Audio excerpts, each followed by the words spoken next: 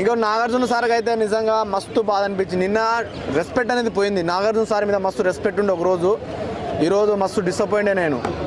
అసలు వీళ్ళు చేసేదేమో పోరం పోగు పనులు. ఈ డిమాండ్ పవను ఆమె పేరేమంటే రీతు చౌదరి, ఒక ఇమాన్యుయల్కి నువ్వు తలకు నూనె రాయడానికి దానికి లింక్ పెట్టి చూడు, దానంత వేస్ట్ రీజన్ అయితే నేను ఎప్పుడు చూడలేదు సార్ నుంచి. నేనైతే మస్తు డిసప్పాయింట్ అయినా ఈ విషయంలో. ఎందుకంటే ఇది కరెక్ట్ కాదు. నా మనసుకు బాధ అనిపించింది బ్రో, అప్పుడు చాలా హర్ట్ అయినా నేను.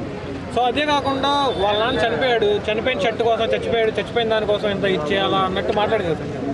అయ్యా చచ్చిపోయిండు తప్పు. ఇప్పుడు అంటే అది కరెక్ట్, ఆయన చచ్చిపోయిన షర్ట్ కోసం సరే తీసుకోవాలంటే కరెక్ట్. మరి బట్టలు తీసుకున్నావు కదా, మరి అన్నిసార్లు లేడన్నది ఒక్కటేసారి అన్నది అప్పుడు అడిగినప్పుడే. అట్లా ఏం లేదు. మళ్ళీ రిటర్న్ ఇచ్చినప్పుడు నేను అన్ని సాక్రిఫైస్ చేసిన అంటే నీకు ఓటు చేయమన్నాడు.